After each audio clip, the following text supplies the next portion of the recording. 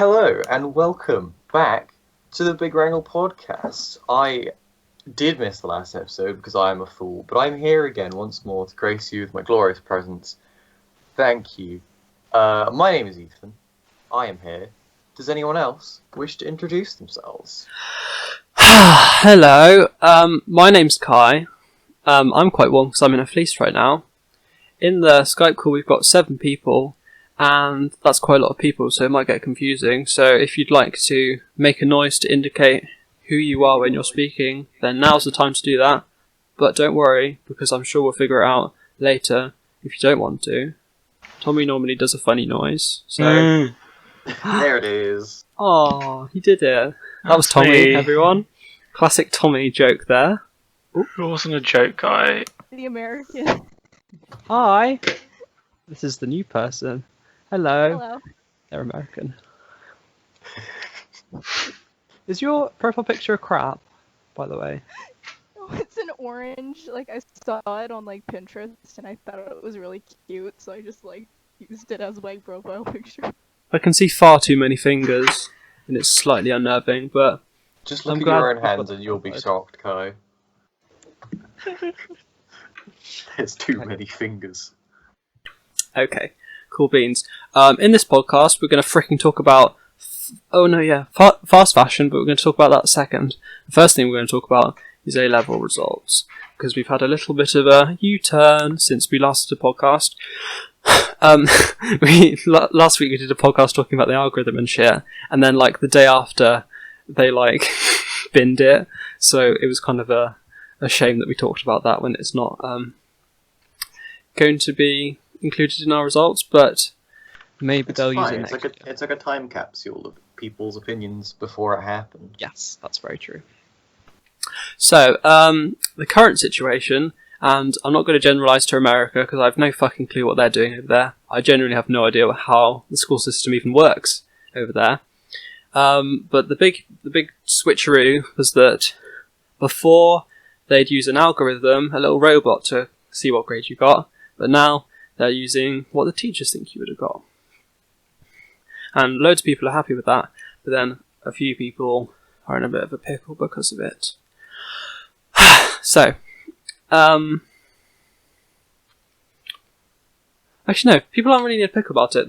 The people who are in a pickle are the unis. So, like, because of COVID, universities can't accept as many people as they did before because you can't really do social distancing with like a full accommodation block. But now with this, it means that a lot more people are coming into university than they thought they would, because CAGs are more generous than you are likely to get in the exams.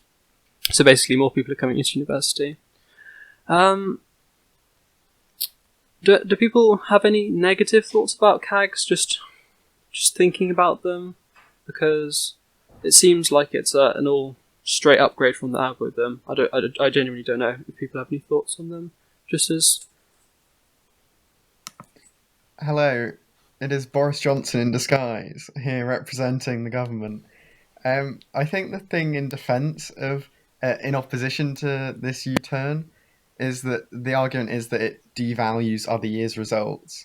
Because, like, I only saw one stat, but most of the stats follow like this, where, like, the GCSE passes this year were, like, 80%, whereas last year it was, like, 68% or something.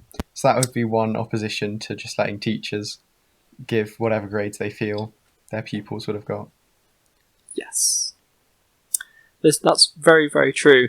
And the whole purpose of the algorithm was to get rid of the issue that you just explained. And I think it's because it was so last minute and things, and because so many people were upset, they just completely got rid of that, because the only reason that they had the algorithm was to get rid of that issue, but now just using teacher predictions means that that is an issue. So... do people think that there's any place for a small amount of moderation, or do you think that... because, I mean, next year, hopefully, this won't happen again, but if something like this does happen, is there any place for moderation in giving people grades, or should it only ever just be teacher predictions? because there is the issue of it being compared to other years, and some years being benefited by it, or some years, like it would have been with the moderation, like if they stuck to the moderation, our year would have shit grades compared to everyone else, so getting jobs and stuff just based on A-levels would be a lot harder. So, is there any place with a smidge of moderation? I think there is a place for some moderation. I think just with this year, because everything was so off the cuff and at the last minute, the way they moderated was generally unfair. But I think, obviously, no one wants it to happen again, obviously. But if it would, I think a lot more thought and preparation would have to go into the way they used moderation. But I think some form of it would probably be good.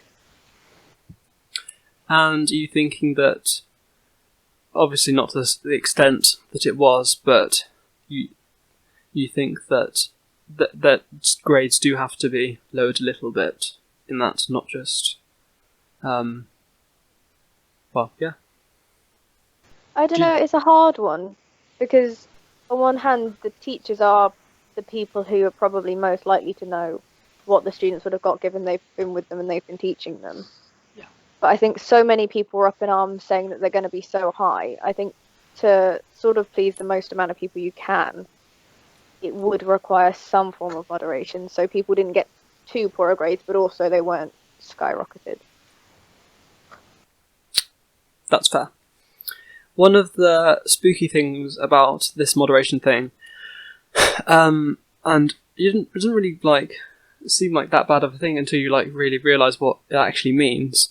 So quite a few people have been downgraded to U grades, and typically U grades are for when you don't turn up, or for example if your dog dies on the day of the exam and you're just in a complete your mindset's completely gone for performing well in exams. And what they're essentially doing by awarding some people U grades is that a certain percentage of the population will simply just get unlucky with something bad happening. And what the government's doing by assigning certain people U grades is it means that we're just assuming that some people have to be assigned unlucky. tragedy. Yeah. Is that a thing that should happen to make sure that I'm confused with it on several points, but the main thing I'm confused about is why do we have to follow a statistical trend when it's entirely possible for a year to suddenly bump up or a year to suddenly fall down? I don't quite get where it's oh, we have to be following the trend, or it's but we also could have had a year where people were doing better or people were doing worse, and that's fine. I don't see why that's suddenly if they were following based on how the students were going to do, and this is the most accurate prediction, and it's 20% of the grades are higher than normal across the board. I don't see why that would be a problem if that's accurate. Obviously, the issue probably does come into whether or not it is accurate, and that's what I understand. But people saying it's not accurate because it doesn't fit the statistics, or it doesn't follow the trend, that's where I'm confused. Well, it's just that 12% is extremely high and it doesn't happen in reality. So but it has the potential to. It's likely. It's potential that every one year is twice as smart than the previous year, but it doesn't happen in reality. Yeah, but you have to consider that also our year is a turning point with a lot of changes in examinations as well. So it's recent changes that have been done to the system and testing, which means that this year was already going to be a statistical anomaly based on what had happened. That happened to us in GCSEs, so it's likely it carries over to A-levels as well, because there's still changes happening to it. So it's, in my mind, I think it's still feasible that there's things that could have changed differently, up or down, because we did just move the system. But my main point is, what is the problem with, a separate point, what is the problem with it being 12% higher? If that's what people got, there shouldn't really be a problem with more people being smart. That should be a good thing. Well, no, because that was one of the main... It's Artie. What I was going to say, no, it's because it's not more people being smart. It's the same people being smart, but those people getting higher grades, which is the problem because it's comparison to other years. But what's wrong with higher grades?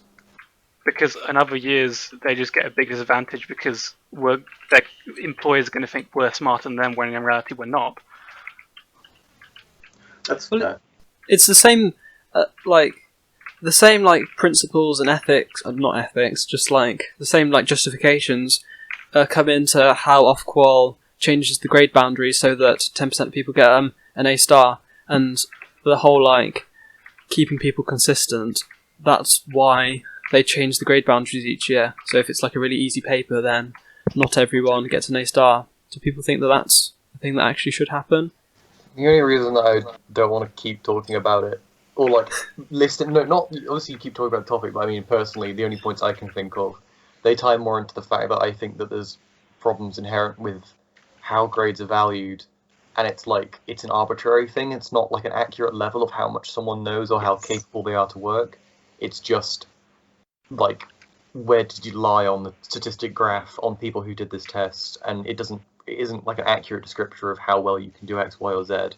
Obviously, it does help, train people to learn things, but I personally think that there's issues that are different to what's going on currently that affects it, but that goes way too off topic for me to talk about it, so I'm not gonna bring them up.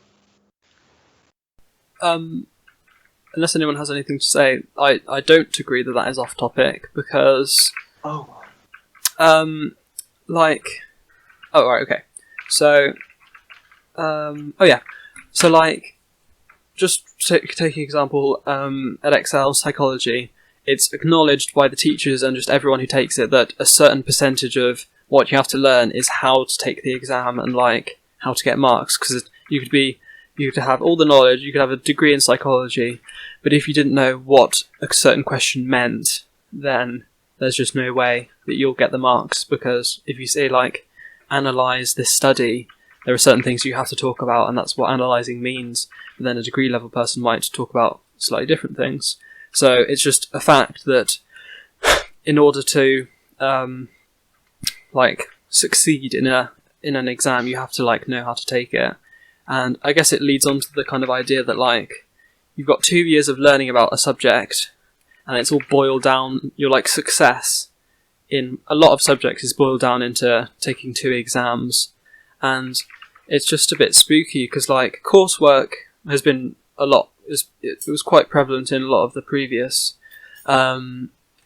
years, but now it's been mostly ruled out. Do people think that boiling down your qualification into just taking 2 exams is a bit too extreme, and that there should be more coursework or something else to not make it just 2 4-hour things of your life all done from 2 years? I'm an advocate for coursework. I believe it's more accurate of a presentation of how someone could consistently work over a long period of time, which reflects more accurately how you would work in a workplace or on projects or anything in life, because not anything, almost nothing is going to be a single 4-hour, 2-hour, 1-hour, however long sitting of work, which determines a whole month's worth of projects. Obviously there's exceptions, but I feel in general, you're going to need consistent good performance no matter where you are in life, then that you can do whatever you want for 3 months, and then for 2 hours a day you just try hard, and it's oh yeah, okay, well you did good on these 2 hours, so the last 3 months of your shit performance you're assessed a 9 out of 10 on the company scale or whatever, I feel more things over a long period of time would be more reflective of how you would work, but I also understand that would also disadvantage people, myself included, because I always clutch when it comes to tests. I do much better at the end of the year, even if much better is a grade above from E. I always seem to go up rather, because consistently I perform kind of shit and then I go up, and that happened at GCSE and that happened again at A level. So I'm aware that would negatively affect people, but I feel it would be more accurate, and that would give grades more value. But again, it ties into the whole thing of grades are being given an arbitrary worth, which doesn't necessarily reflect how people are, in my opinion. And I feel that's not the best way, but I don't know a way to improve said system, so I can't really say you should do this instead. It just feels wrong to me. Yeah, that makes sense. Yeah, I'd say with exams as well, because exams are so different for so many people, because if you happen to have one that has all the subjects that you personally excel at, then you're gonna find it easier than someone where that's not their speciality. But because there's always such a mixture, the amount that you improve is kind of dependent on what topics happen to come up. Whereas if you showed that throughout your 2 years or 1 year or however long, consistently you did all right, it's kind of marked instead of on whether that paper was for you or whether the wording you used was what the examination wanted, rather than if you're consistently getting well on the topic overall. Yes. The amount of times that, like, I think using maths as an example, there's questions, there's always questions that are designed to trip you up, and those are like the differences between like super high grades of like if you understand this question you move up. But because my brain is smooth, I know how to answer those questions if the question would be worded differently. But because it's worded in a way that's designed to trip you up, and I am a brainlet, it always trips me up because I always like interpret it wrong, and I hate that. And that's a personal gripe, and obviously I could probably spend time learning on it to improve. Yeah, just get good. But it's the fact that like it's designed to fuck you up, and it's like, but I could reflect my knowledge if I understood the question, but because the question is arbitrarily designed to be difficult to understand, yeah, don't like it. I'm mostly just ranting about personal experience. I don't like those questions because it's wrong. Brain understands things wrong. The thing I'd say was if you go into, I don't know, the workplace or an apprenticeship or whatever where you're using that topic as your skill, if one thing happens to slip your mind, I think it's unlikely that the people you're working for are like, no, you can't check that out. You cannot go and double check yourself. But whereas if that happens in an exam, you're like, right, well, I cannot do that question. Whereas if that's in real life, you'd have the opportunity to double check what you know. Yeah. Very true. It has to be said that BTECs are an option in all of this. So like, the option is there is an option to do a BTEC and avoid all this. However, that also brings up the fact that BTECs are inherently valued less by everyone. And you can't say you don't, because you constantly make jokes about BTEC, and so do I. So, like, okay. The fact that what could arguably be a better system is valued less because it's not done in the same way. Which, why? Why is that? Why is BTEC valued less? I don't know. It's silly. Yeah. I think... Sorry. Just one thing I find annoying whenever we talk about exams is when they always tell you to be, extra careful about your handwriting and how you answer questions because the moderators might be marking your test at 3 in the morning. And it's like, why are they marking my test at 3 in the morning? And then they try and reassure you by saying, oh, but like not just one person marks your test, it gets checked. I'm like, but probably all of them are overworked the same. So they could all be marking tests at 5 in the morning, having had 10 cups of coffee, and I don't think I want my future in that person's hands. You know? Yeah. Marking tests is basically just, hey, do you want extra work for extra pay? And they do that on top of their already overworked workload. It is kind of worrying that your future's up to a coin flip of whether or not they're lapsing in and out of consciousness because of the lack of coffee at fucking 4 a.m. Exactly. So it's just, I don't have much faith. Not gonna lie. Sometimes you just lose faith when just teachers casually tell you that. Oh, by the way, not only do you have to try and remember how to answer the questions and all the knowledge, but also bear in mind that someone might be struggling to read it anyway. So just good luck. Yeah, so then instead of actually concentrating on the stuff that you need to put down and the information you're getting down, you're thinking, yeah, but can someone fully understand it? When it comes to handwriting, God. It's also like people have different writing styles as well. So they answer a question and like it's correct, but if you could interpret their answer incorrectly, so like you could lose marks because someone didn't either read it right or they didn't understand your answer, even though it's correct. It's like person dependent. But also I'm just here to moan about handwriting because my handwriting sucks ass and I've been constantly told this by my teachers and leave me alone. Yes. The one kind of saving... I mean, is it a saving grace?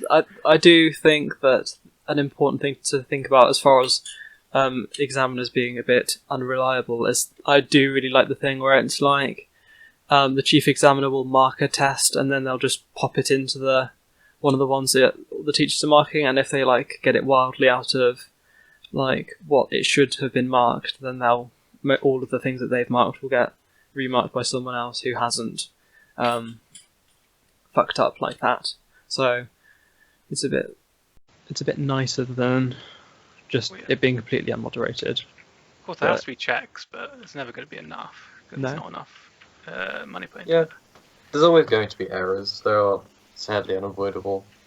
I guess there is always the whole thing of like, you have the safety net of you can say, hey, can this be remarked outside of it, and like actively request it. But people are doing things, and people are people, and ultimately there's always going to be mistakes. Otherwise, everyone would get 100% on tests, and this wouldn't even be a conversation that we're having. That's very true. One thing that I was thinking about when you were talking about, like... I can't remember when you were talking about, to be honest. But the whole, like... when you were saying about, like, the weird questions that are kind of designed to trick you. When I heard you talking about that, a way that I sort of, like, interpreted it as far as, like, how I'd deal with those kind of questions...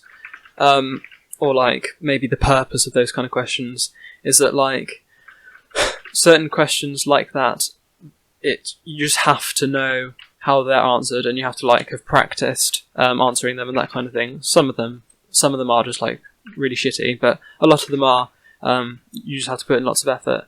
And like I don't know what people think about this, but the kind of, because it's like measuring like knowledge. The exams are measuring your knowledge, but then also effort. And could it be seen that, like, because not obviously you can't test your entire knowledge of a course, you just do a snippet of it.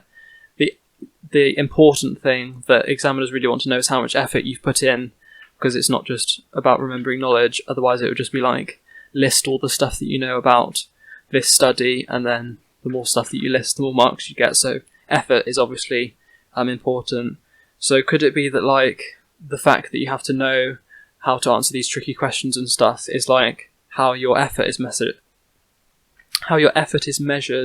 and it's just you happen to be learning about this interesting subject which is useful later, and it's more of an effort measure than like a true knowledge test, and that's what's important to like employers and universities and things. I have things to say which are, you can't measure effort whenever it comes into a question of understanding on a topic, because someone can spend 10 hours doing all of the most perfect revision possible, and they just don't understand it, and they, work their ass off, and they get a B, and someone else who's fucking giga brain comes in, do 1 hour of revision before the test, and that's all they've done in 2 years, and they stroll out with an A star.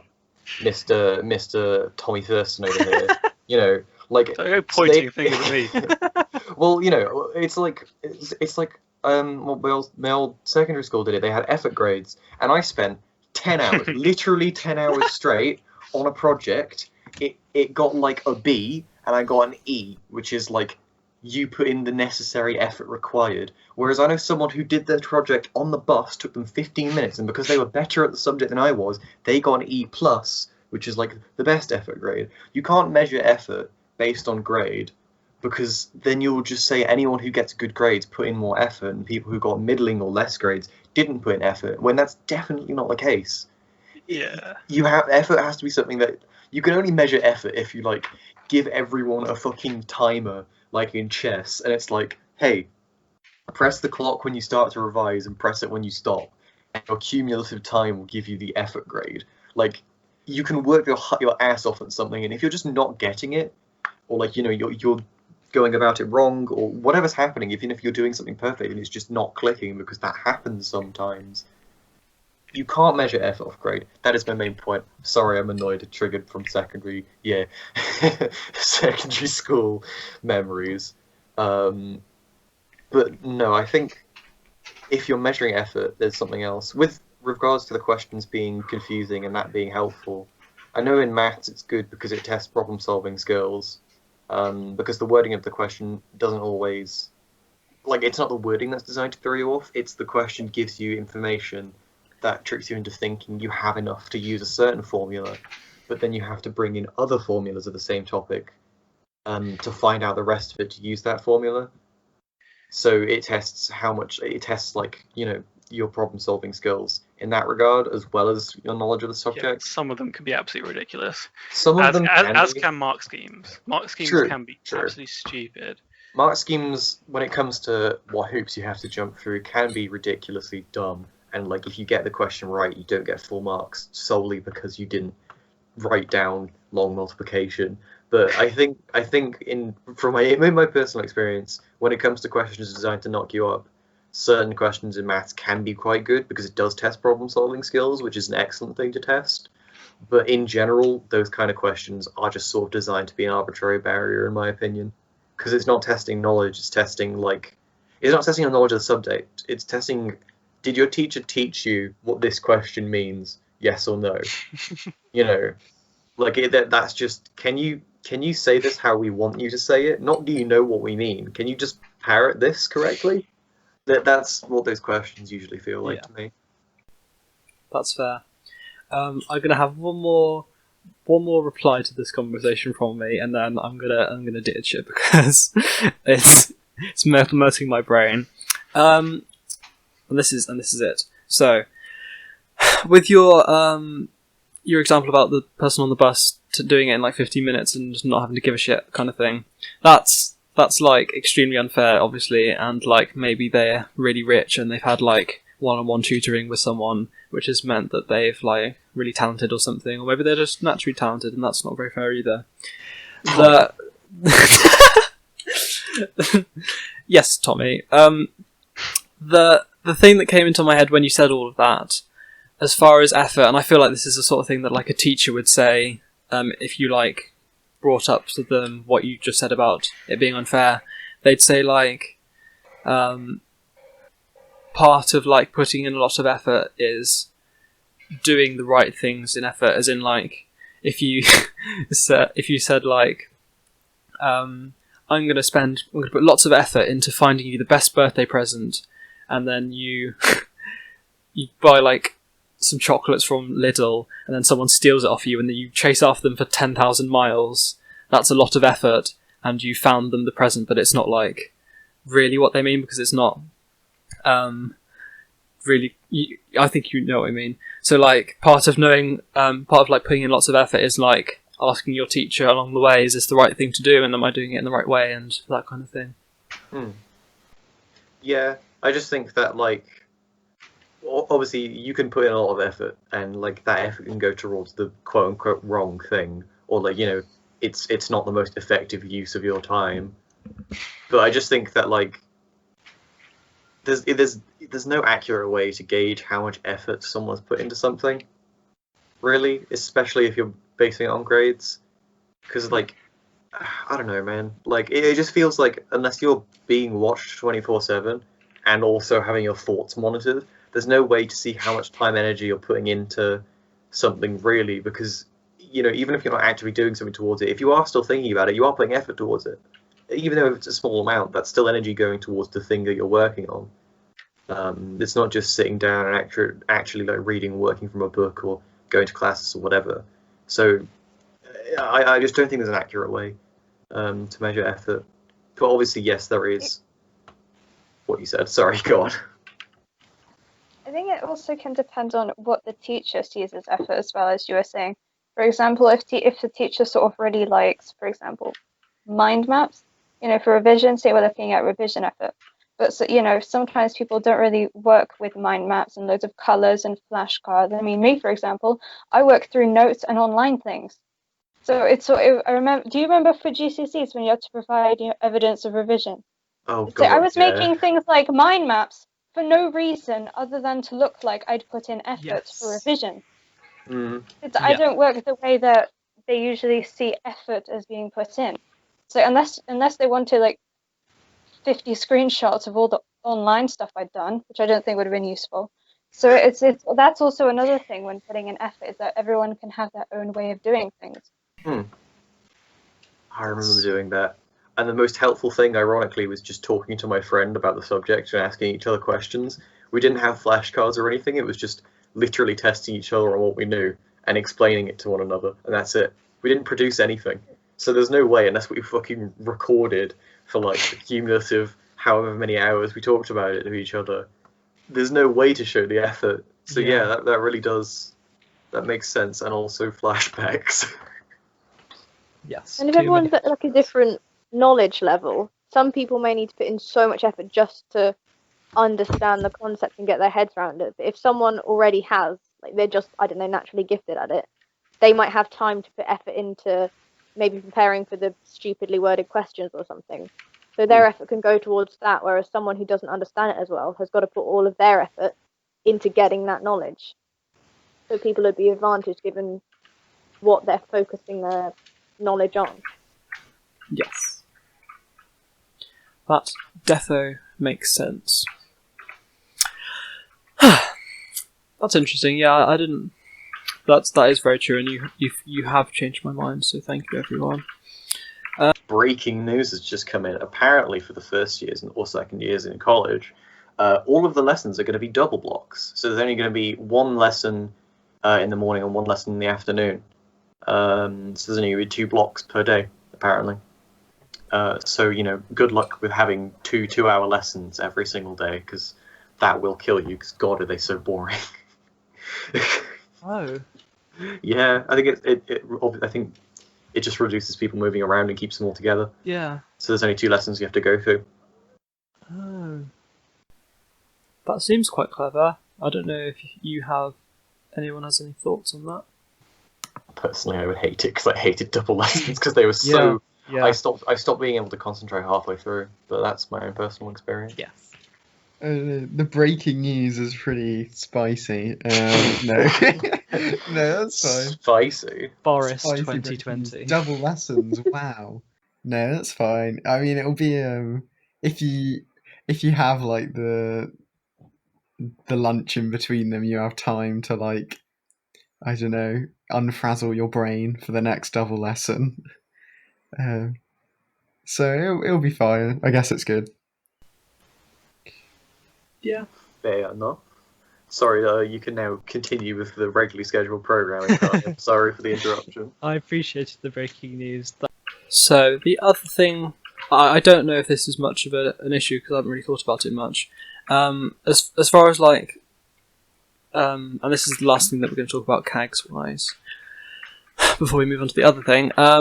So with CAGs, it meant that obviously a lot more people are going to university than was previously expected. Oh yeah, just talk whenever you like. Blue, if you want to test your microphone, don't worry about that. So obviously loads more people are coming to university than was expected. A new thing that I've seen, I don't know if it's true, but I think it might be true, that universities are paying people to defer to next year because it's just so difficult for them. And even with the foreign students not being there, there still are too many people. Because like, I mean, we've got a couple of year ones in this call. How do you feel about the fact that like it's probably going to be a lot harder? Oh, Ali left. How do you feel about the fact that like it's going to be harder to get in because it's going to be more competitive because like 20% of the places already been taken by us lot from either deferring last year or deferring because of COVID this year? Don't know if you year ones have a thought on that or anyone else.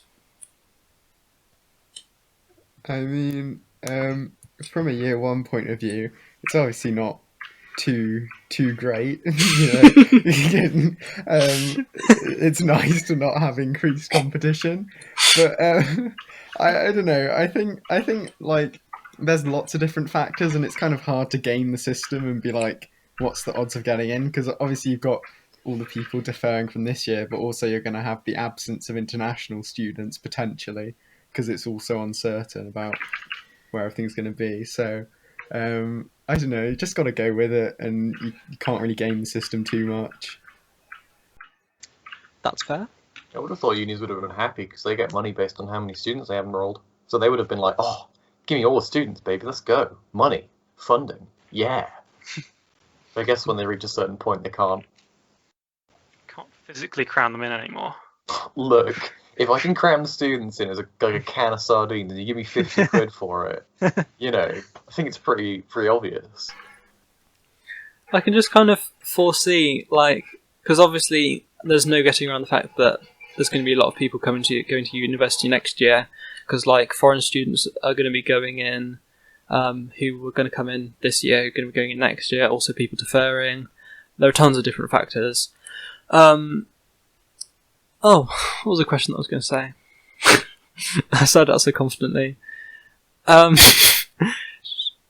no, yeah. I can just kind of foresee that, like, so next year it's going to be like, say, like 20% of people can't get into university because of the extra competition.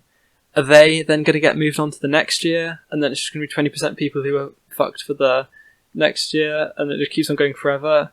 Or is there something to break the cycle that we should do, like making exams really hard? I don't know. I genuinely have no idea if there's a solution to that. I don't think it's that definite, because not only is it is not just uni.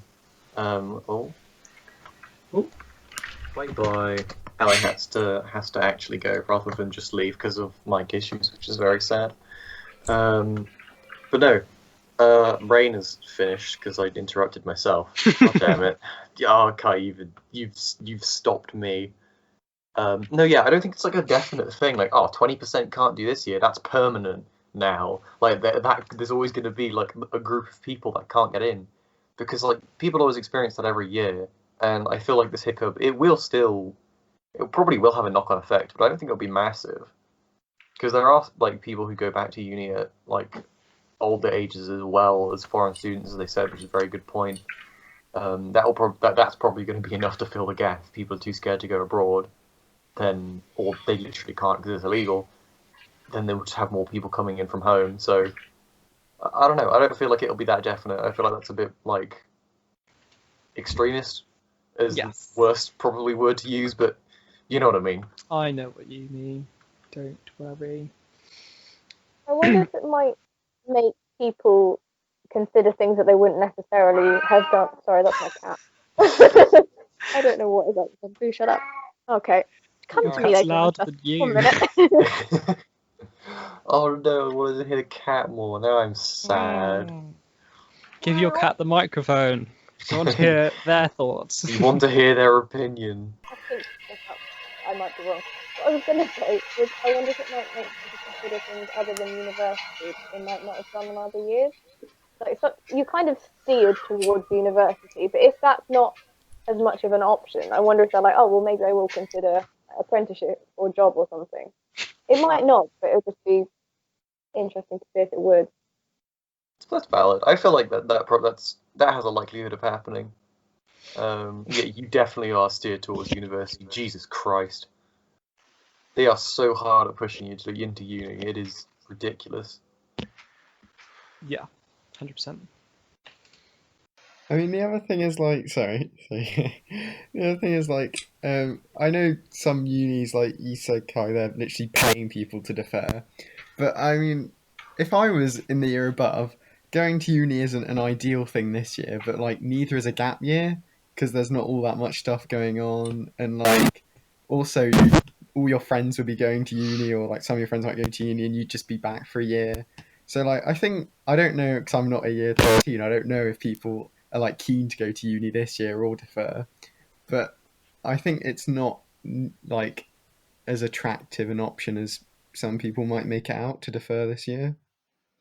For a lot of people, it's course dependent, because some people's courses, they're at the point where it's literally, yeah, like you can't come in, so just pay us and we'll Skype you once a week, and then like you can do the course yourself. Whereas for other people, they're still able to do the whole course.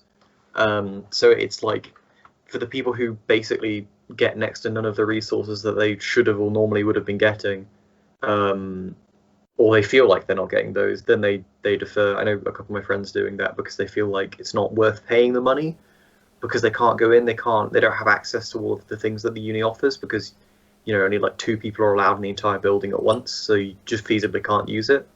Yeah. Whereas for myself, I'm fairly certain I'm still allowed to use all the resources available and to go into the uni, so it's going to be pretty much the same, even if it is online. Yeah, there are definitely like a billion factors for this, because like the redeeming thing is that your 8 or 10 people who you're in your accommodation with, you don't have to be socially distant from them, and I think that's extremely good. But then for the practical, more practical degrees like music, I can't think of any others, but music, obviously, that's just like, they are still going ahead with some music courses, but I can't. But from hearing about opinions from music people, it just sounds like it's going to be terrible and not at all a good thing. But then, like, deferring, there aren't going to be any jobs because we're in a recession, and what is there to do because COVID?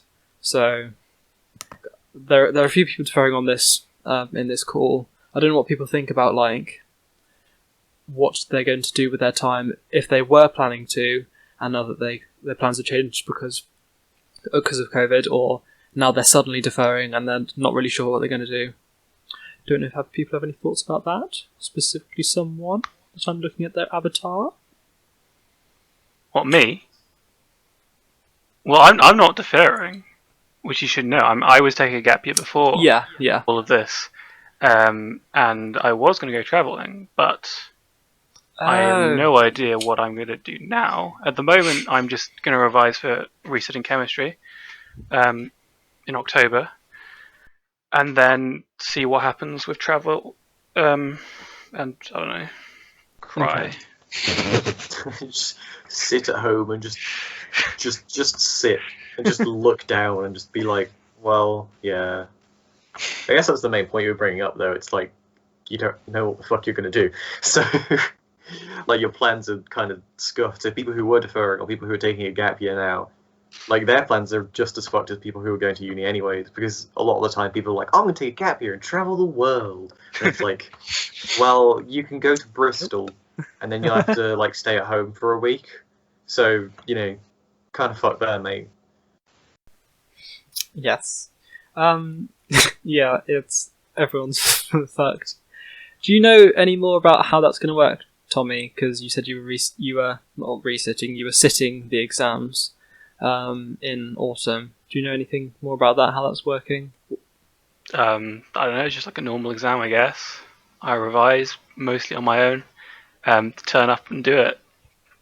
But is it like you go back to college and you do online lessons with other year 2s or other year 1s kind of thing? I'm not entirely sure because it didn't say. I don't think so. I think they said they'll contact me soon with like extra resources. I don't know what that means. Yeah. I'm going to sit in the back of the English class and do some chemistry while you guys just do your thing. Well, I mean, I don't really want to go in because I think I can just do it by myself at home. Yeah. Hopefully I can just do that. I believe you, to be fair. Like, I guess the option would have been summer classes, but, that's kind of a no-no, and also summer's kind of almost over in terms of holiday-wise, so... Yeah. Do any year 1s know what's going to happen on the first day of college? Because I still don't really have a clue, and I don't want to just walk in and it turned out the first day is online or something. We got an email like yesterday, which was the first email we've had since the end of term, which said a little bit, but we haven't had our timetables yet. But it's all in person, but we haven't had our timetables. Really? Yeah, and you don't have to wear a face mask apparently either. So there we are. But yeah, we got an email with this the other day. You can't visit your friend at home, but you can mingle with about 17 different groups of people in college. Yeah, great. Yeah, I'm pretty. Like it would just be like my first day of college because I enrolled late because I was away on the enrollment day. So my first day of college was come in at a time that I hope is okay. And it turns out I missed my first lesson. And I had to get my timetable on the first day of college. And I was just very confused. That's so and just sad. had no idea what was going on. Because, I didn't have my timetable or anything. So I was just hoping, please tell me I haven't missed a lesson. Because I was told to come in at 11. Oh, and they changed the venue for me as well. I was told to go to London Road the whole time, and then I think just a bit before college started, they're like, oh, no, go to Welshbridge campus. And they're not exactly close to each other. No. So I'm glad I read that. So, yeah, this sounds like it's just going to be the first day all over again. Nice. Yes. I think it has been an official thing. I think he said it ages ago, but I think Mr. What was his name? Like David Williamson or Gavin Williamson, Education Minister bloke. I think he did say that he wants everyone back to school by September, and it doesn't sound like they're doing very much. Because, like, I don't know why they just wouldn't make you have face masks. That just doesn't make sense.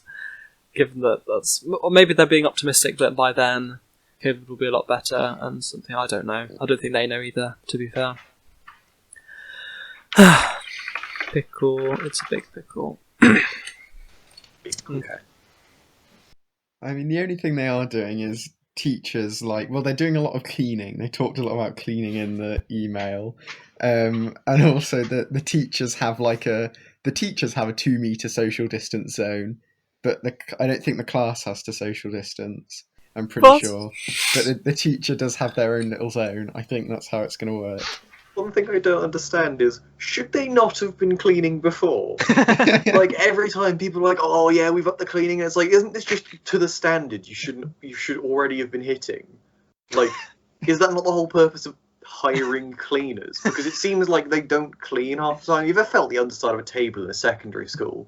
It's moist and lumpy and disgusting and full of chewing gum. It's like, you pay cleaners, but there's been a stain on the carpet for 2 years now, and nothing has happened. And, like, why? Yeah. But obviously they're upping it, but still, my point still stands.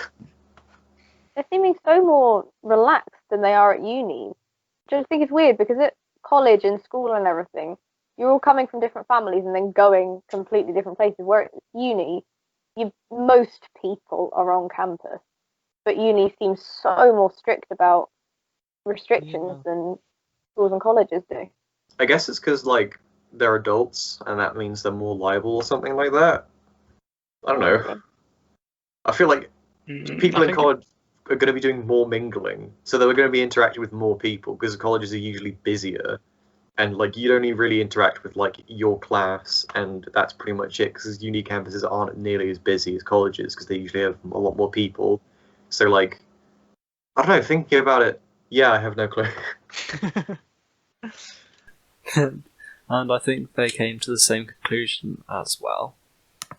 Yeah, because they made a whole big thing about, everyone's going to be going back to school, guys, but then I suppose we are still going back. But no, because then we're still having some online lessons. It just doesn't make sense why they're making a difference. Who knows? Definitely not them. That's the thing. Cool beans. I think we've gone through everything that I had written down about that topic, which is very nice. It doesn't often happen. Oh, actually, no. There was one small thing. I don't know if people have any thoughts about it. With, like, CAGs and the teacher predictions, they are still technically moderated a little bit, as in, like, they have to be ranked and stuff. And I don't know what evidence they use and what evidence is prioritised and that kind of thing. There are a few people whose teacher predictions aren't what they wanted to be or what they're expecting. I don't know, and I think the teacher prediction appeal route is like the very minimal one where it's like if your college burnt down and so all your mocks were destroyed or that kind of thing. What would be a good appeal route for a teacher prediction in y'all's opinion? If you can think of one. I can't think of one. Well, I mean, there doesn't seem to be an obvious answer to that, because obviously teachers know us well. There isn't anyone who knows us better. And then, like mocks, they mock appeal route, but that is also scuffed. So I don't know any other way you could do it. Because I was thinking, like, because like, oh well, I mean, this is just the same for everyone. You haven't been going. You haven't been. No one's been like properly sucking up to teachers like they would have done if they'd known that this was happening. And like, there was in psychology, you're asked to make some notes, and like every week or so to like prove you're revising, and they were like terrible resources in my opinion. So I didn't do them properly, but I'd spent most of my effort doing revision notes in the form that I felt actually beneficial. But like, I never properly showed my teacher the extent of that. So, and that was the other thing, like, with mocks and things, even though I did study fairly hard for them, my priority was making sure that my notes and stuff were up to standard for the real ones, rather than spending all this effort revising for a thing which I'll forget by the time that I actually need to remember it, and then I just need to have the notes to then revise from, and that's going to kind of skew things, and teachers won't necessarily know that, and that kind of thing. But then that just means that there isn't any evidence to support why you think you should do well. So I guess it's kind of just... The difficulty is you're gearing up for a single day which matters, and then before that day shows up and you spent all your effort fucking fine-tuning yourself for this 2-hour grind to determine your entire grade, and they turn around and say, actually, we're not doing that, we're going to grade you as if you were doing coursework this whole time. And it's like, well, wait, hold on, fuck, because I wasn't putting effort into my homework, or I wasn't putting effort into this, that, and the other. I was doing stuff to make my grade good on this. So, like, you've just basically cucked me. So, like, if you knew that this was going to happen, obviously you would have done something different. So there's no way to gauge, like, after you've, you know, it's like, imagine if you were doing that in coursework.